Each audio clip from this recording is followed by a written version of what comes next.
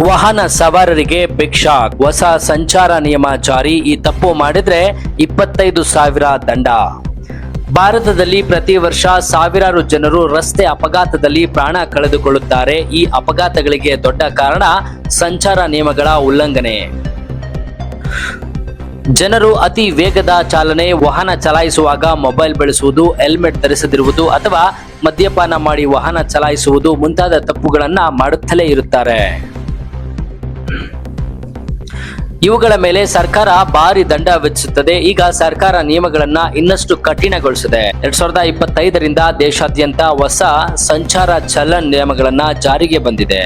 ಈ ಹಳೆಯ ನಿಯಮಗಳಲ್ಲಿ ಹಲವು ಕಠಿಣವಾಗಿವೆ. ಈಗ ರಸ್ತೆಯಲ್ಲಿ ಚಾಲನೆ ಮಾಡುವಾಗ ಅಂತಹ ತಪ್ಪು ಮಾಡುವುದರಿಂದ ನಿಮಗೆ ಬಹಳಷ್ಟು ಹಣ ಖರ್ಚಾಗಬಹುದು. ಕುಡಿದು ವಾಹನ ಚಲಾಯಿಸುವುದು ದುಬಾರಿ. ಹೊಸ ನಿಯಮಗಳ ಪ್ರಕಾರ ಮದ್ಯದ ಅಮಲಿನಲ್ಲಿ ವಾಹನ ಚಲಿಸುವಾಗ ಸಿಕ್ಕಿಬಿದ್ದರೆ ಅವರಿಗೆ 10,000 ರು ದಂಡ ಅಥವಾ ಮೊದಲ ಬಾರಿಗೆ 6 ತಿಂಗಳ ಜೈಲು ಶಿಕ್ಷೆ ವಿಧಿಸಬಹುದು. ಅದೇ ವ್ಯಕ್ತಿ ಮತ್ತೆ ಅದೇ ಅಪರಾಧ ಮಾಡಿದರೆ ದಂಡ 15,000 ರು ವರೆಗೆ ಹೋಗಬಹುದು. ಜೈಲು ಶಿಕ್ಷೆ 2 ವರ್ಷದವರೆಗೆ ಹೆಚ್ಚಾಗಬಹುದು.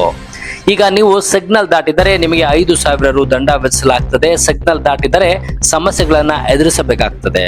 ನೀವು 5,000 ರುಗಳ ಚಲನ್ ಪಾವತಿಸಬೇಕಾಗ್ತದೆ. ಮೊದಲು ಈ ದಂಡ ಕೇವಲ 500 ರುಗಳಾಗಿರುತ್ತದೆ. ಅತಿ ವೇಗ ಮತ್ತು ಹೆಚ್ಚುವರಿ ಸಾಮಾನು ಸಾಗಿಸುವುದಕ್ಕೆ ಭಾರಿ ದಂಡ. ನಿಗದಿತ ವೇಗದ ಮಿತಿಗಿಂತ ವೇಗವಾಗಿ ವಾಹನ ಚಲಿಸಿದರೆ 5,000 ರು ವರೆಗೆ ದಂಡ ವಿಧಿಸಲಾಗ್ತದೆ. ಅದೇ ಸಮಯದಲ್ಲಿ ಟ್ರಕ್ ಅಥವಾ ವಾಣಿಜ್ಯ ವಾಹನವು ನಿಗದಿತ ಮಿತಿಗಿಂತ ಹೆಚ್ಚಿನ ಸಾಗಿಸಿದರೆ 20,000 ರುಗಿಂತ ಹೆಚ್ಚಿನ ದಂಡ ವಿಧಿಸಲಾಗ್ತದೆ. ಚಾಲನಾ ಪರವಾನಗಿ ಇಲ್ಲದ ವಾಹನ ಚಲಾಯಿಸಿದರೆ, ಈಗ ನೀವು ಮಾನ್ಯ ಚಾಲನಾ ಪರವಾಗಿ ಇಲ್ಲದ ವಾಹನ ಚಲಾಯಿಸುವಾಗ ಸಿಕ್ಕಿಬಿದ್ದರೆ ನೀವು 5,000 ರು ದಂಡವನ್ನ ಪಾವತಿಸಬೇಕಾಗ್ತದೆ. ಡಿಜಿಲಾಕರ್ ಅಥವಾ ಎಂಪರಿ ವಾಹನ ಅಪ್ಲಿಕೇಶನ್ ನಲ್ಲಿ ಮಾನ್ಯವಾದ DL ಹೊಂದಿದ್ದರೆ ಸಾಕು.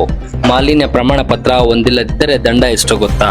ವಾಹನದಿಂದ ಬರುವ ಹೊಗೆಯನ್ನ ನಿಯಂತ್ರಿಸಲು PUC ಪ್ರಮಾಣ ಪತ್ರ ಕಡ್ಡಾಯ. ಇದು ಇಲ್ಲದಿದ್ದರೆ ನಿಮಗೆ 10,000 ರು ದಂಡ ಮತ್ತು 6 ತಿಂಗಳು ಜೈಲು ಶಿಕ್ಷೆ ವಿಧಿಸಬಹುದು. ಇದರೊಂದಿಗೆ ಸಮುದಾಯ ಸೇವೆ ಮಾಡಲು ಸಹ ನಿಮಗೆ ಆದೇಶಿಸಬಹುದು.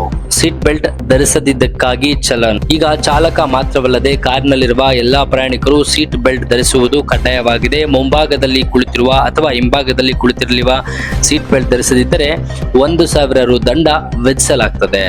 ಬೈಕ್ನಲ್ಲಿ 3 ಪ್ರಯಾಣಿಸಿದರೆ ದಂಡ. ದ್ವಿಚಕ್ರ ವಾಹನದಲ್ಲಿ 3 ಕುಳಿತಿರುವುದು ಕಂಡು ಬಂದರೆ 1,000 ರು ದಂಡ ಪಾವತಿಸಬೇಕಾಗ್ತದೆ. ನೀವು ಹೆಲ್ಮೆಟ್ ಇಲ್ಲದೆ ಬೈಕ್ ಓಡಿಸಿದರೂ ಸಹ ದಂಡ ಕಟ್ಟಬೇಕಾಗ್ತದೆ. ಈ ಹಿಂದೆ ಹೆಲ್ಮೆಟ್ ಧರಿಸದಿದ್ದರೆ 100 ರು ದಂಡವಿತ್ತು. ಈಗ ಅದನ್ನ 1,000 ರುಗೆ ಹೆಚ್ಚಿಸಲಾಗಿದೆ. ಅಲ್ಲದೆ ಚಾಲಕನ ಚಾಲನಾ ಪರವಾನಗಿಯು 3 ತಿಂಗಳವರೆಗೆ ಅಮಾನತುಗೊಳಿಸಬಹುದು. ಚಿಕ್ಕ ವಾಹನ ಚಾಲನೆಗೆ ಕಠಿಣ ಶಿಕ್ಷೆ. ಅಪ್ರಾಪ್ತ ವಯಸ್ಕ ವಾಹನ ಚಲಿಸುವಾಗ ಸಿಕ್ಕಿಬಿದ್ದರೆ ಆತನ ಪೋಷಕರು ಅಥವಾ ಪೋಷಕರಿಗೆ 25,000 ರು ದಂಡ ಮತ್ತು 3 ವರ್ಷಗಳ ಜೈಲು ಶಿಕ್ಷೆ ವಿಧಿಸಲಾಗ್ತದೆ.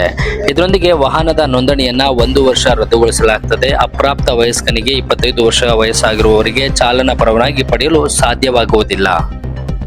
ಮೊಬೈಲ್ ಬಳಕೆಗೆ ಕಠಿಣ ನಿರ್ಬಂಧಗಳು. ವಾಹನ ಚಲಾಯಿಸುವಾಗ ಮೊಬೈಲ್ ಫೋನ್ ಬಳಸುವುದನ್ನ ಈಗ ಹೆಚ್ಚು ಗಂಭೀರ ಅಪರಾಧವೆಂದು ಪರಿಗಣಿಸಲಾಗ್ತದೆ. ಇದು ರಸ್ತೆ ಅಪಘಾತಗಳ ಸಾಧ್ಯತೆಯನ್ನ ಹಲವು ಪಟ್ಟು ಹೆಚ್ಚಿಸುತ್ತದೆ. ಅದಕ್ಕಾಗಿಯೇ ಇದು 5,000 ರು ವರೆಗೆ ದಂಡಕ್ಕೆ ಕಾರಣವಾಗಬಹುದು.